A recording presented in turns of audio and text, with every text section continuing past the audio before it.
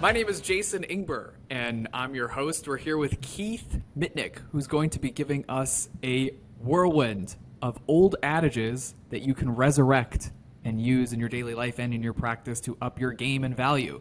Keith, can you give us a quick snapshot before I Sure. let you jump into this? I call it resurrecting recognizable phrases, which is just a fancy way I came up with for don't eat the bruises that was kind of catchy, but it really is just old adages. That just didn't sound as exciting. And the idea is people have, everyone's heard old adages. The beauty of an old adage when it comes to making a point or convincing someone or persuading somebody or communicating in a powerful way is old adages have history. The person heard their grandparents say it, their parents say it. You've heard it your whole life. So it's trustworthy.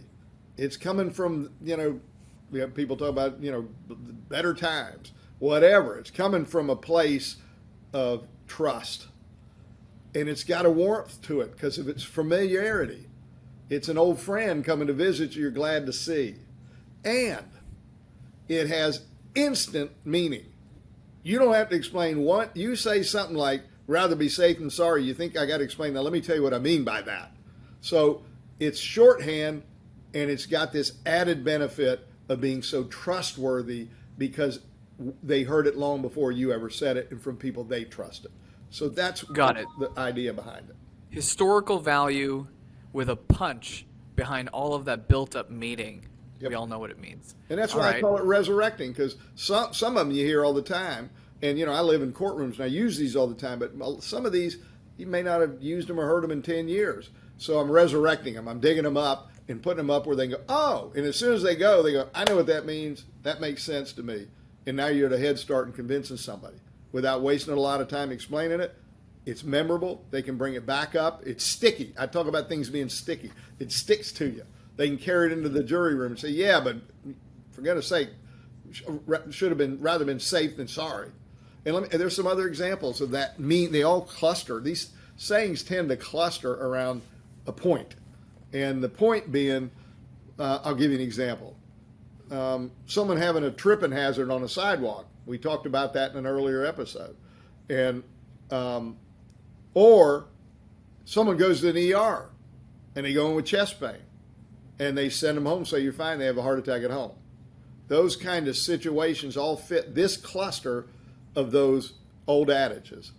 Rather be safe than sorry, which we all know means don't take unnecessary chances. And I'll use that phrase too after I've got it. Once you say rather be safe than sorry, the train's moving in the direction I want it to move. Then you can start using non-adage, non-perfect words and have a normal conversation where you're not being so careful of everything comes out of your mouth. You can freelance, talk. So you say rather be safe than sorry. You say, they just took unnecessary chances with someone else's life. Now, let's think of the power in that one for just a minute. Unnecessary. There's chances. Doctors do all kind of stuff. You're taking a chance, damn near everything they do. Unnecessary chance. You could say unreasonable chance, but unreasonable is an ambiguous term. What's unreasonable to one person is reasonable to the next. If I say unnecessary, I go, well, you goddamn sure shouldn't be doing things that are unnecessary to a patient. So taking unnecessary chances with someone else's life. That reminds the jury we're talking about, look, if he wants to take chances in life, that's fine. These people trust you. They're relying on you. Don't, for God's sake, take unnecessary chances with their life. It ain't your life. It ain't your baby. So rather be safe than sorry is the catchphrase. That's the adage. Everybody knows. Then you start putting words on it that are your words. Like in this same segment, we're going to talk at the tail end of creating your own catchy phrases. They work just like old adages, except they're like a poor man's old adage because they don't have all that history and trustworthy, but they're still sticky. So you get the sticky benefit by coming up with catchy phrases. You just don't have the history. So rather be safe than sorry. We're on a roll. Everybody knows. Then you start adding, took unnecessary chances with someone else's life. Another one we've all heard fits the same model. we've all heard, folks, an ounce of prevention is worth a pound of cure. What's that about? There's an apartment complex. They got a hole in the fence in several places. They got no security guard, and half the lights that are supposed to make it safe at night are out, and it's in a rough neighborhood. What's the defense going to be? Crime happens like this. It's too quick. It's too unpredictable. What are we supposed to do? If we'd had a lifeguard, if we'd had to have a security guard, what if he was on the other side of the building? This person would have been shot and robbed already by the time he could get over. They're asking for too much. That's where you drop in one of these, like an ounce of prevention is worth a pound of cure, or head it off at the pass. What does that mean? What's the goal with that phraseology in the jury room? In the jury room, I want, for example, in that factual scenario, they're going to go back and say, yeah, how were they supposed to stop it? Well, my case was built around ounce of prevention and headed off at the pass to say, of course it happens so fast. You're not going to prevent it once it starts. You have to prevent it before it starts. You have to discourage the people from coming, deter them from coming on. If your fence is all tight, if your lights are on and there's a security guard marching around, the criminals don't want to go to jail. They go, I'll go down the road to that one that doesn't have a security guard. You head it off at the pass.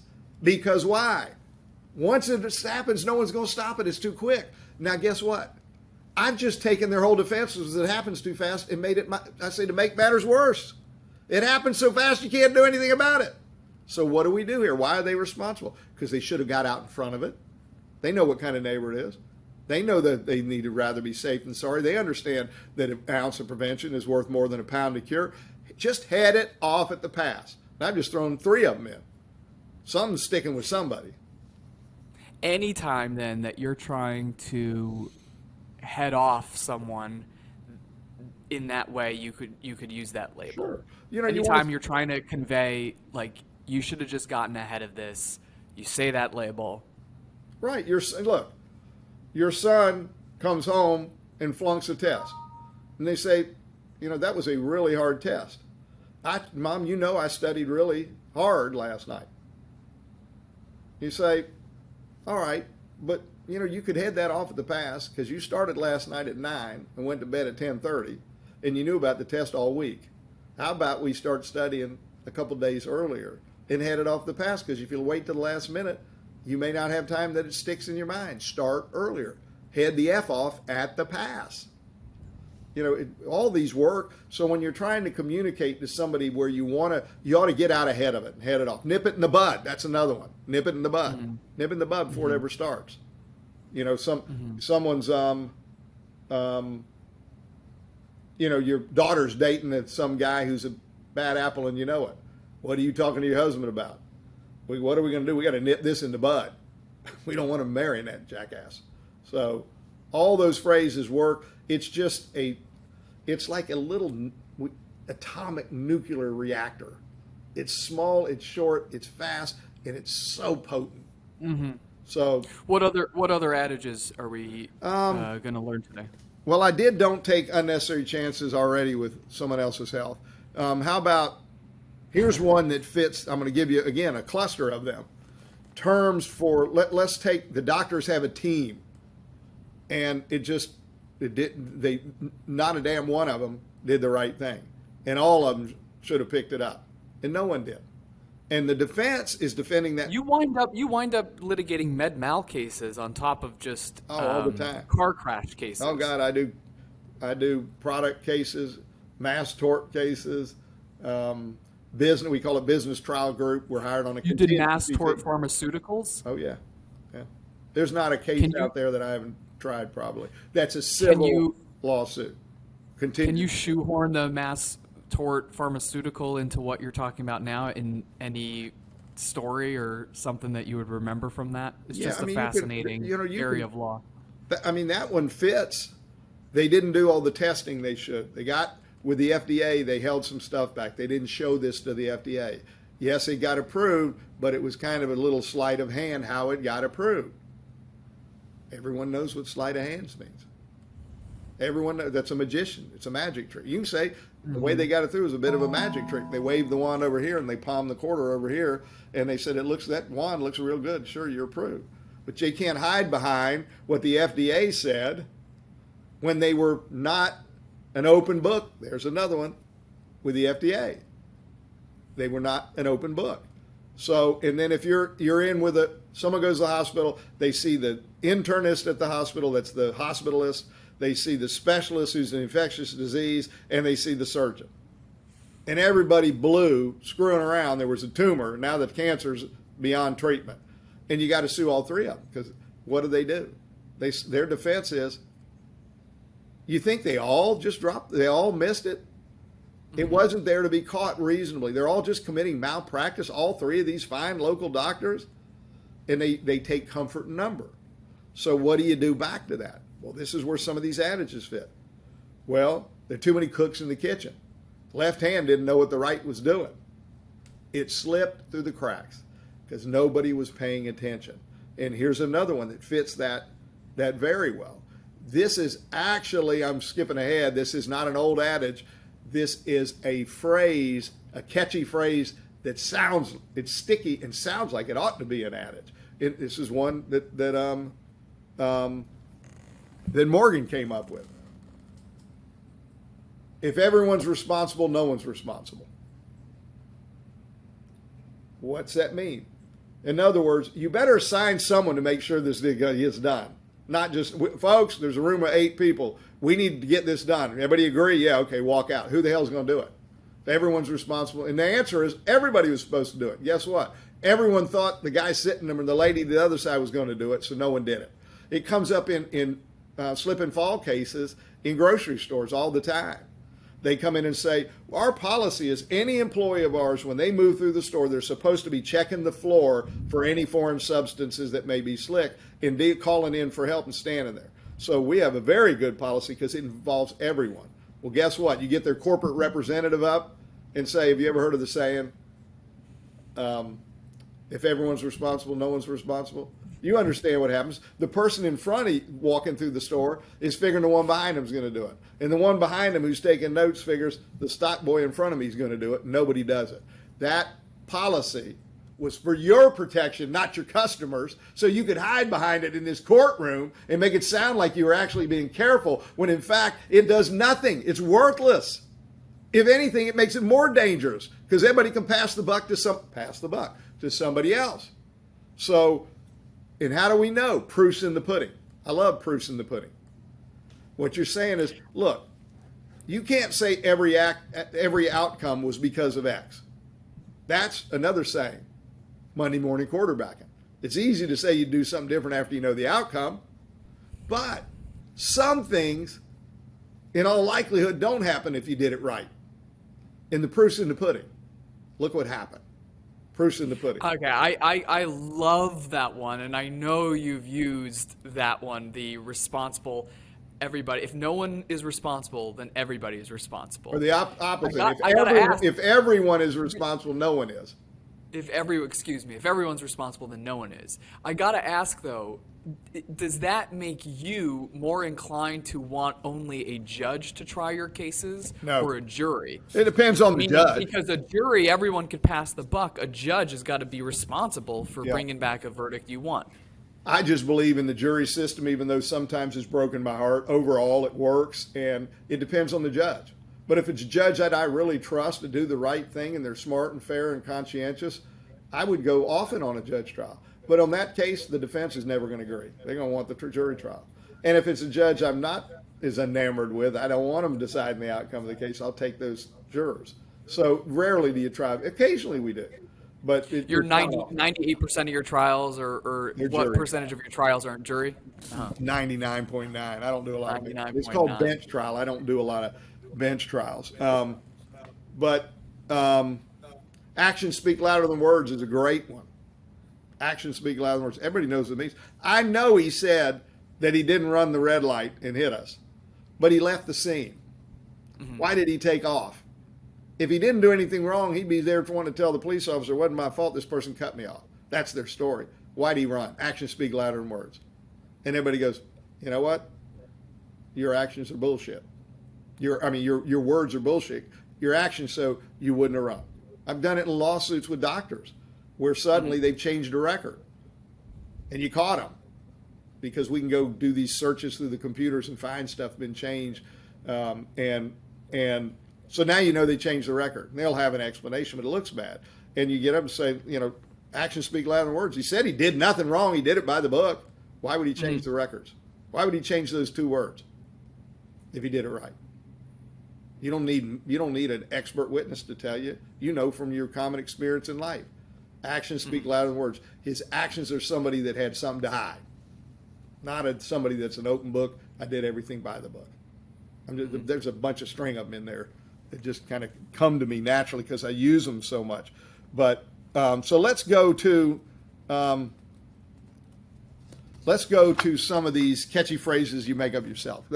I can go on and on with the actual old adages. Now you're going to give a formula to create your own catchy phrases? No, I'm going to give you. I have a formula for how to come up.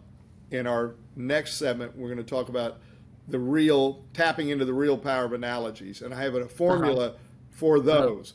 I'm glad you said that, though. I need to really work on a formula to figure out something that I can pass on that makes it more reliable and easier to access these creating your own catchy phrases. I have not done that. You're so into that, creating a process so there's logistics and structure around your wisdom. I think we could do it live. Let's try and figure out and sharpen with whatever tools you're about to give me right now, and see how I can I'll run through them, and as I life. go through, I'll be thinking, is there some steps that come to mind? I'll keep that in the back of my mind. We just did one, the grocery store policy. Everybody looks all the time when they're moving. That if everyone's responsible, no one's responsible. Like I said, I didn't come up with that one. Morgan did, talking about within the firm, but it applies all over the place. But here's another one, and I believe we talked about this in an earlier episode. Your client's sitting in court and doesn't look hurt. Your client is on Facebook looking like they're having the time of their life. And your client really has a herniated disc and they're in significant pain, but it's not the kind of injury interferes so much with the doing as the experience of doing, and it's really dampening the enjoyment of life. That kind of case. Here's a phrase that I came up to get that point across. 2 of them, actually. Catchy. It's not cane pain. It's pilot light pain. Now, everyone knows what and look, I had someone in an audience I was speaking say, how do you know, if you got younger jurors, they may not know what a pilot light was. And I went, and I'm showing my age, you're right. And they said, maybe you can come up with something else. And I took it to heart and I thought about it. I always say, I don't want to be right, I want to get it right. So I thought, he's got a good point. And then I thought there isn't a better way to say it, but I need to practice a little preventative medicine here. I need to say to the jurors, for those of you that are old enough, y'all know about pilot light. It's always there flickering in those old gas stoves or in the hot water heater. You turn them off, it doesn't go out. There's that little thing flickering. Then you turn it up, and my client lives between the flickering and the pilot light, depending on these choices made. And my client has this injury has taken away my client's freedom to live life without having to make all those choices, do or don't do. And if I don't do, I'm going to have done without something I want to do and would have done. If I do, I'm going to suffer the consequence and end up on a heating pad. So you run through all that, but at the core of that is cane pain. It sticks. Why? It's not cane pain. It's like the home Wi-Fi. It's always there and always on, but it doesn't flare up unless it's pressed. Exactly. Cane pain, home Wi-Fi. That is very good. I like that. That's for the younger jurors makes that point. So, but cane pain. Why does cane pain work? Because I want to get the picture. The fact that he's not using the cane getting around doesn't mean shit. And you're thinking he doesn't look hurt because you're saying he ought to have a cane. Well, this isn't that kind of injury. That doesn't mean it's not a big deal. It is a very big deal. So, but it's rhyming. Why do you think all the kids' stories and all have rhymes, and a lot of the poetry is in rhyming? Why? And rap has got rhyming in it. A lot of songs have rhyming in it.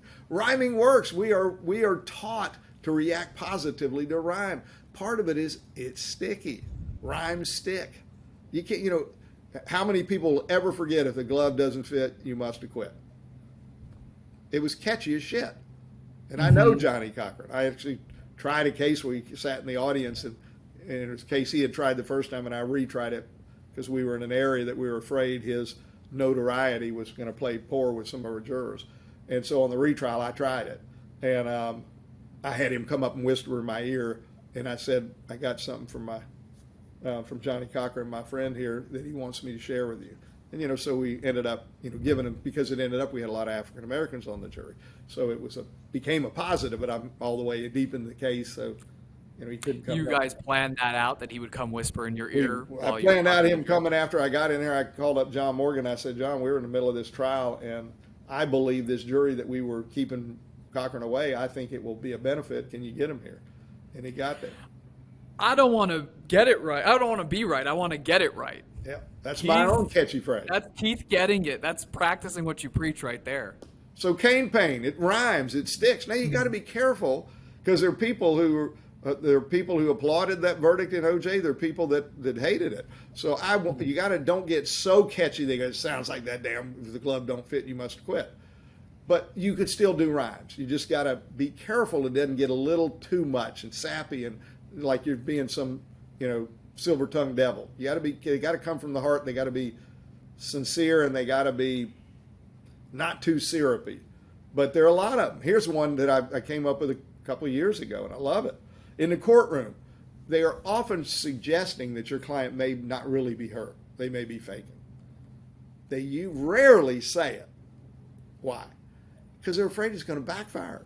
They're afraid that they're going to offend jurors, that just calling this person a fraud. So they hint at it. And I've sat in a courtroom watching them hint and never say it. And honestly, it's like that was a big thing of Rick Friedman's Polarizing the Jury, which is a fantastic book. And Rick's a friend. And his point overarching in that included this: don't let them get away with acting like they're really being classy and nice when they're really doing nasty things. Call it out. That's polarizing the jury. Let's put it at the opposite. So my phrase that I came up with that is the same kind of concept as polarizing the jury on these points is the courtroom is not a place for hinting. It's a place for saying what you mean and backing it up.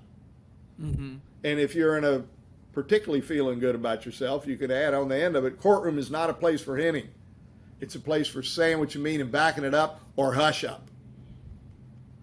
And then I'll say in closing, well, they've never said it, but they've been hinting at the whole trial. They want you to believe something they don't believe in enough to even utter it out of their own mouth. That tells you all you need to know. Why? You've heard me say it at the beginning of the case. Courtroom's not a place for hinting. It's a place for saying what you mean and backing up, and you can't back it up, then hush up, because there isn't any proof. So stop it. And it's and that courtroom is a place for hinting is not a place for hinting. It's a place for saying what you mean and backing it up. It just flows. There's an iteration to it. It doesn't rhyme, but it's got that quality that it's a memorable, kind of like a saying. Here's another one. When somebody gets caught and they won't own up, like I catch the doctor changing medical record and he's got a million excuses. So rather than own up, he's trying to cover up.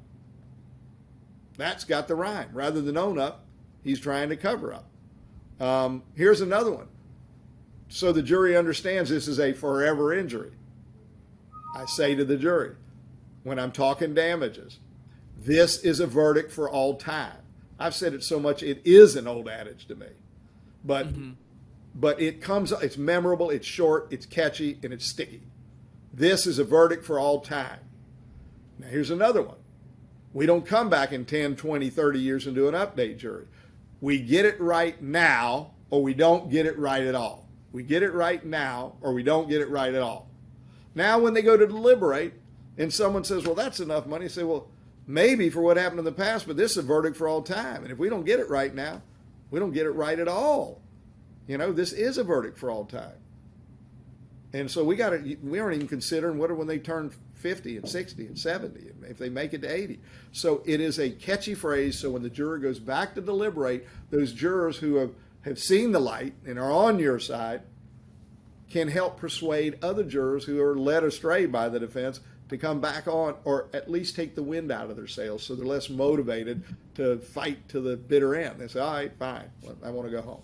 So you gotta, I consider them like giving little packages, little wrapped up packages that are inside them sound bites, like sending a tape recorder back to your jurors. They can open it up whenever they need it and repeat it. And it's almost like you're a ventriloquist. It's like just a belt of hand grenades. Just giving those jurors who passionately know we're right, and we are right, I'm helping them with phrases that may work with the other jurors at a point in time where those jurors made up their mind and the ones that are against us aren't listening to a damn thing I got to say. But you know where they will listen to? A fellow juror during deliberation. So I'm arming my jurors to do the work of justice, and I'm hopefully taking the wind out of the sails of the ones against us. Maybe change their mind, but at least prepare them that they're not as excited about fighting forever, so that the good jurors that have seen the way have a less resistance in getting there. So Love it. here's one. A couple more. Someone. Please. Yeah, you got okay. Somebody is at a red light. I mean, off on a little side road. Our clients come and note there's no stop sign for our client. They had the stop sign, and they're behind some bushes and can't see our client coming. And the person's defense was, I can't see back that far. I could never pull out. So I started to pull out, and they tried to say, if your client wasn't speeding, then we'd have been fine. Our client wasn't speeding, but they hired someone to make it up. But in any event, so I came up with one of those catchy little phrases for that case, and I've used it many times since, where somebody's defense, in fairness, they really couldn't see well. Well, the answer is, if you don't know, don't go. If you don't know, don't go. Go down another street. You cannot just roll the dice and play Russian roulette because you can't see. If you don't know, don't go. Mm-hmm. And we won that case big and righteously. And I'll guarantee you there were jurors said to somebody back there, yeah, if you don't know, don't go. I don't want to hear about how you couldn't see. I didn't give them license to just pull out in front of them and wreak mayhem on the motoring public. So, and here's one. And I'll do a couple more and then we can wrap it up.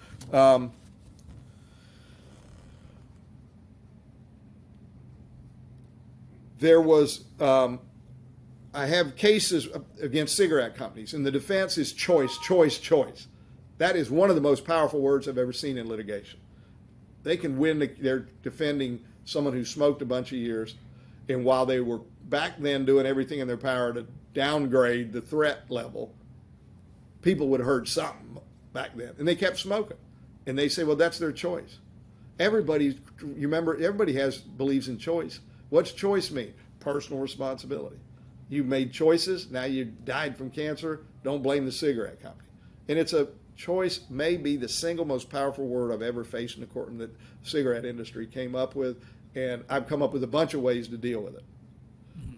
But it's a force of nature. That is a powerful word. Well, I came up with something that can be used in any arena when the word choice is being used against you. And it's this. Choices are not made in a vacuum. They are a product of circumstances. Choices are not made in a vacuum. They are a product of circumstances. We all know that. Let me give you some examples. On a hot day, you wear a sweater, not a t-shirt. When it's 3rd and inches in a football game, they may try to trick them and throw a long pass. Odds are they're going to run it. If it's 3rd and 20, they may try to trick them with a draw run, but they're probably throwing a long pass. If, still just one more in football, if you're ahead by 3 touchdowns, there's a minute left and you just scored, you do not do an onside kick. But if you're down by a touchdown and you just scored and there's a minute left, pretty good chance you're going to do an onside kick. Choices. Every one of those was a choice. What coat I wore. Here's another one. On a cold day, most people have hot drinks.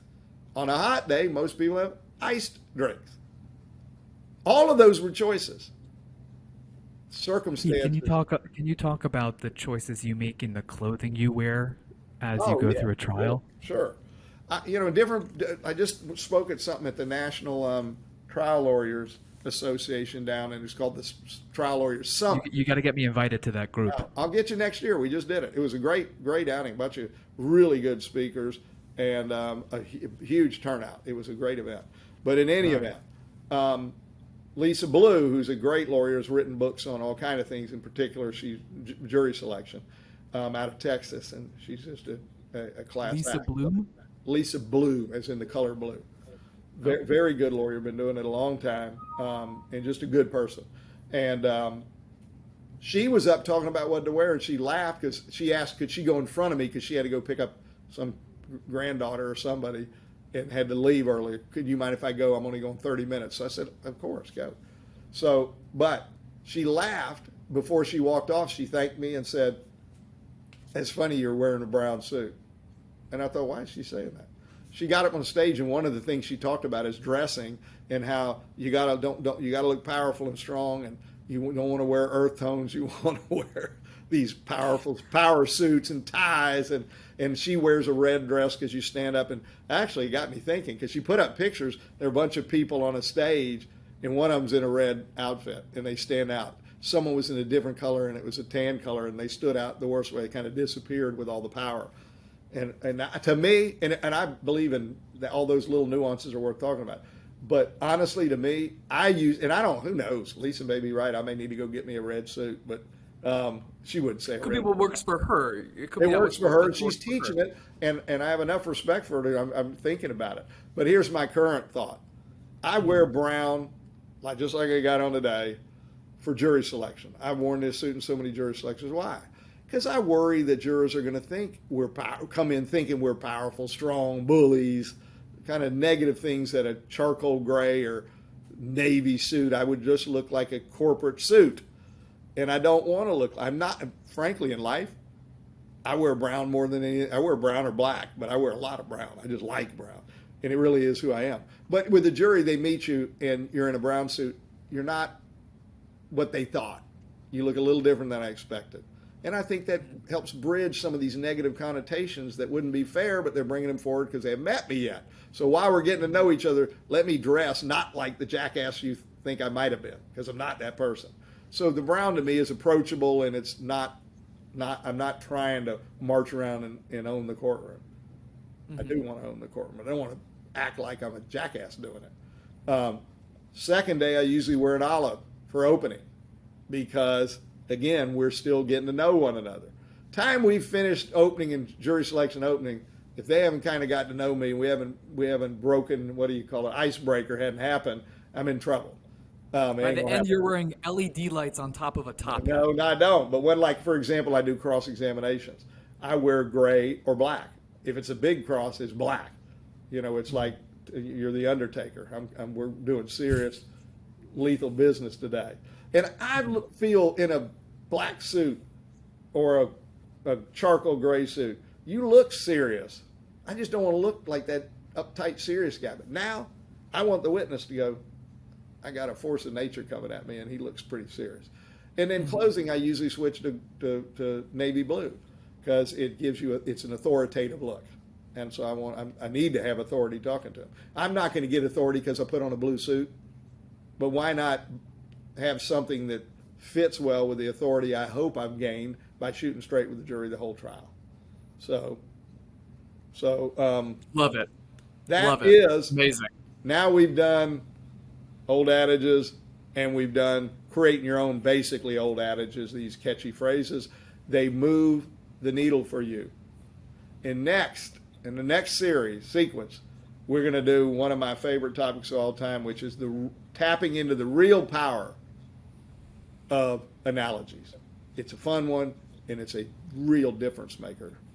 So I'm going to say goodbye for today and look forward to the next one. This was amazing. Thank you so much. Drenched in wisdom. Open book versus sleight of hand. Unreasonable is ambiguous. I think we should title this series, Who the Blank Needs Law School. Here's Keith. I think Morgan's bold enough with their marketing to do something like that, and I'm serious, because you learn about reasonableness as a golden standard in law school. As a young lawyer, I still have a vivid memory of that in torts, in contract, everything.